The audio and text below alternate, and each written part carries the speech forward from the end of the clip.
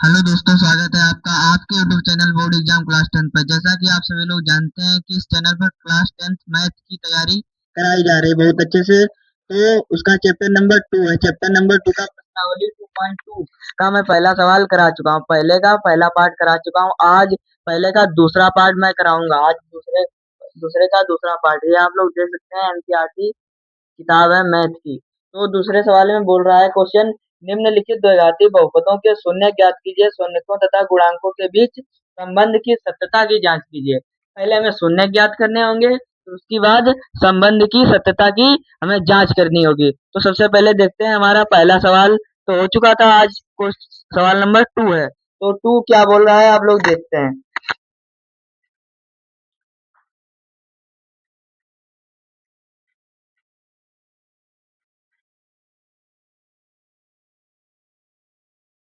तो आप लोग देख सकते हैं, क्वेश्चन नंबर पहले का दूसरा है। तो इसमें सबसे पहले हमें फैक्टर करने होंगे। द्विघाती समीकरण को के रूप में लिखेंगे और फिर इसके फैक्टर करेंगे। तो इस 4 की गुणा 1 में हो जाएगी, तो क्या हो जाएगा, 4 एकन 4। तो हमें ऐसा करना है कि गुणा करने पर भी 4 आए और जोड़ने घटाने पर भी क्या है, 4 आए। तो आप लोग देख सकते हैं, 4s² ऐसे ही लिखेंगे, माइनस ऐसे ही लगाएंगे, 2 + 2। तो क्या हो जाएगा, 2 + 2 4 हो जाएगा। जब इसकी गुणा करेंगे तब भी 4 आ जाएगा, s+1। तो आप लोग देख सकते हैं, 4s² minus 2s plus 2s+1।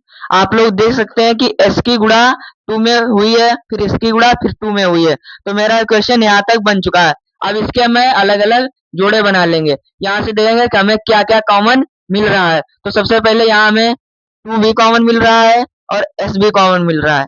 तो यहाँ से 2 जब कॉमन होगा तो 2s बचेगा। s² है तो क्या s कॉमन हो जाएगा, तो s बचेगा।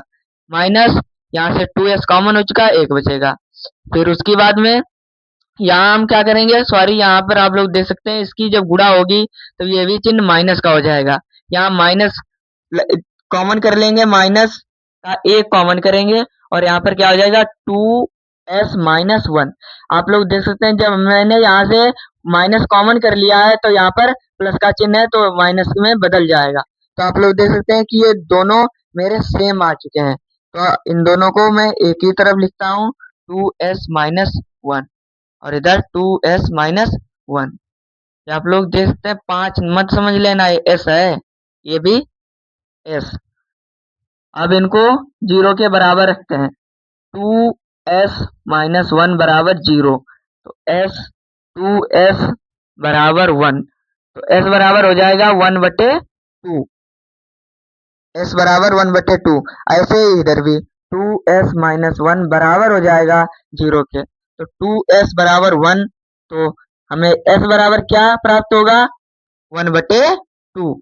तो आप लोग देख सकते हैं, हमारे अल्फा और बीटा यानी कि f के अलग अलग दोनों मान निकल चुके हैं। तो ये अल्फा और बीटा के मान निकल चुके हैं। तो आप लोग देख सकते हैं, अल्फा और बीटा हमारा आ चुका है। तो अल्फा क्या आया है, अल्फा मेरा आया है 1/2 और मेरा उसी तरह बीटा आया है, बीटा भी मेरा सेम ही है 1/2। अब हमें यहाँ पर जांच करनी होगी। मेरा क्वेश्चन बोल रहा था, पहले शून्य ज्ञात कीजिए, फिर उसके बाद जांच भी कीजिए। मेरे दोनों शून्य ये आ चुके हैं। आप लोग देख सकते होंगे कि ये शून्य दोनों मेरे आ चुके हैं। उसके बाद हमें क्या करनी है, जांच करनी है। तो सबसे पहले जांच करेंगे। एक फार्मूला होता है, अल्फा प्लस बीटा बराबर होता है -b/a। तो अल्फा का मान है 1/2 प्लस बीटा का मान है 1/2 बराबर हो जाएगा b। b आप लोग देख सकते हैं, b माइनस का 4 है। तो माइनस का 4 और ये 4 बटे a आप देख सकते हैं, a का मान भी 4 है। तो ये 4 ऐसे ही नोट करेंगे। यहाँ पर हर समान है तो जुड़ जाएंगे, 2/2 हो जाएगा बराबर ये माइनस माइनस प्लस 4/4। तो ये कट हो जाएंगे, 2 एकन 2, 2 एकन 2, 4 एकन 4, 4 एकन 4, 1 बराबर हो जाएगा 1 के। तो आप लोग देख सकते हैं कि सत्यता की मेरी जांच भी इक्वल आ चुकी है, 1 बराबर 1। अब हम देखते हैं कि इन दोनों को जब हम मल्टीप्लाई में लिखते हैं यानी कि बटे 1 है, तो अल्फा का मेरा मान, तो आप लोग देख सकते हैं, मेरा अल्फा इंटू बीटा बराबर होगा c/1 है। तो मेरा अल्फा का मान क्या है, 1/2 गुणे बीटा का मान क्या है, 1/2 बराबर हो जाएगा c। सी का मान मेरा मान 1 है तो सी का मान 1 बटे ए का मान मेरा 4 है तो यहाँ पर 4 रखेंगे तो 1 एकन 1 2 दूनी 4 तो 1/4 बराबर होगा 1/4 के। तो आप लोग देख सकते हैं मेरी सत्यता की जांच भी कतई हो चुकी है।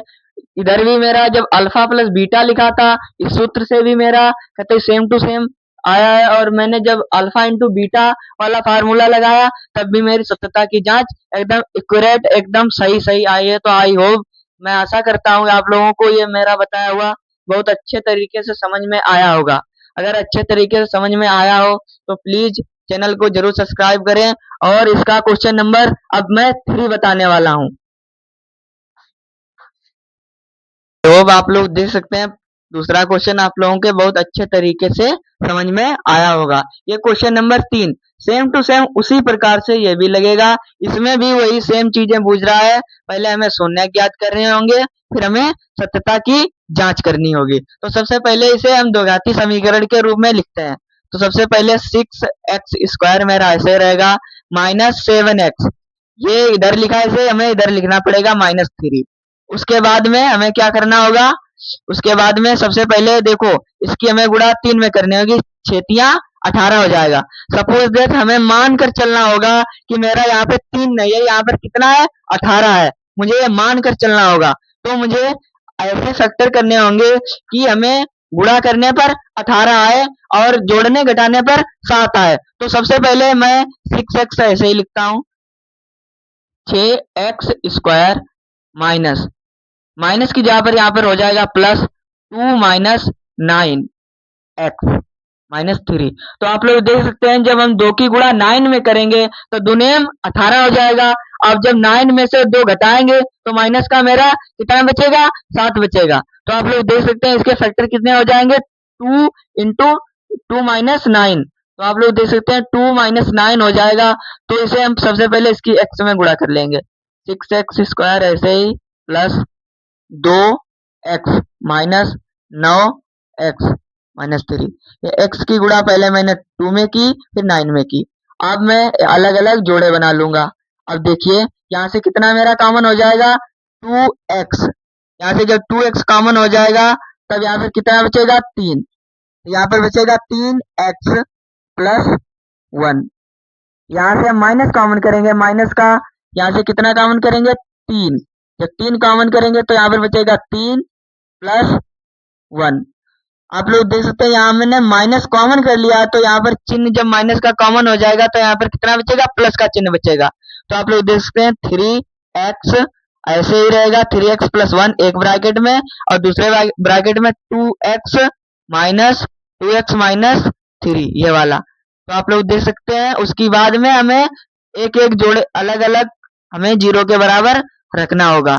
3x + 1 बराबर हो जाएगा 0 के। तो यहाँ पर 3x बराबर हो जाएगा -1 तो x बराबर -1/3 ये मेरा एक x का मान आ चुका है। ये मेरा एक शून्य निकल चुका है। अब मैं दूसरा निकालूंगा। अब मैं दूसरा 2x माइनस हो जाएगा 3 बराबर 0 तो x बराबर 2x बराबर 3 ये इधर जाएगा ये क्या हो जाएगा प्लस का तो x बराबर मेरा हो जाएगा 3/2 तो ये हो जाएगा 3/2। अब मैं मेरे शून्य आप लोग देख सकते हैं दोनों मेरे शून्य आ चुके हैं। एक आया है -1/3 और दूसरा आया है 3/2। अब मैं इनको क्या करूंगा सबसे पहले सत्यता की हम जांच करेंगे। तो सबसे पहले सत्यता की जांच यहाँ पे लिखेंगे जांच जांच अल्फा और बीटा के मेरे मान ही हैं आप लोगों को मैं आशा करता हूँ दिख रहा होगा यहाँ तक। यहाँ पर अल्फा का मान मेरा है माइनस का और 1/3 और मेरा बीटा का मान वही है 3/2। अब मैं जांच करता हूँ अल्फा प्लस बीटा बराबर होता है अल्फा प्लस बीटा बराबर होता है -b/a के। तो अल्फा का मान मेरा है माइनस का 1/3 और बीटा का मान है 3/2 सॉरी यहाँ पर प्लस है 3/2। उसके बाद मेरा बी का मान क्या है बी का मान दिया हुआ 7 और उसके बाद ए का मान दिया हुआ 6 माइनस का ये माइनस माइनस क्या हो जाएगा प्लस, ये भी माइनस है ये भी माइनस, तो यहाँ पर हो जाएगा प्लस। आगे चलो इसे सही करते हैं। 2 एकम 2 माइनस का 3 या 9 बटे 3 दूनी 6 बराबर 7 बटे 6। यहाँ पर 9 में से 2 जाएंगे तो कितने बचेंगे 7 बटे 6 बराबर होगा 7 बटे 6 के। आई होप मैं आशा करता हूँ आप लोगों को ये जांच भी आप लोगों को बहुत क्लियर तरीके से समझ में आई होगी। जब यहाँ से प्लस का 9 है माइनस का 2 है तो घट जाएगा, यहाँ पर 7 बचेगा। तो सबसे पहले मेरा ये इधर 7 बटे 6 और इधर भी 7 बटे 6 मेरी सत्यता की जांच भी हो चुकी है। अब मैं दूसरे फार्मूले से इसे देखता हूँ, और दूसरा मेरा फार्मूला है अल्फा इंटू बीटा बराबर होता है सी बटे ए के। अल्फा इंटू बीटा, अल्फा का मान है मेरा -1/3 गुणे 3/2 बराबर हो जाएगा मेरा सी का मान क्या है, सी का मान है 3, उसके बाद ए का मान है 6, यहाँ पे 3 एकम 3 और उसके बाद 3 दूनी 6, 3 दूनी 6, यहाँ पे सॉरी यहाँ पर माइनस का 3 है मेरा। आप लोग देख सी का मान क्या है माइनस का 3, उसके बाद -3/6 और इधर भी माइनस। तो आप लोग देख सकते हैं कि माइनस का 3/6 और माइनस का 3/6 इक्वल टू यानी कि दोनों बराबर है। दोनों फार्मूलों से ये मेरा मान बराबर आ चुका है। तो आई होप मैं आशा करता हूँ कि मेरा बताया हुआ बहुत ही सिंपल तरीके से, बहुत ही एकदम के बेस्ट तरीके से आप लोगों के समझ में आया होगा। अगर अच्छे तरीके से समझ में आया हो तो प्लीज चैनल को जरूर सब्सक्राइब करें और ज्यादा से ज्यादा लोगों तक इसे शेयर करें, ताकि मेरे चैनल पर ज्यादा लोग जुड़ सकें और मेरा थोड़ा बहुत मोटिवेशन बन सके कि मैं इस चैनल पर पढ़ाने के लिए आप लोगों को बहुत ज़्यादा मेहनत करता रहूं। थैंक यू, धन्यवाद।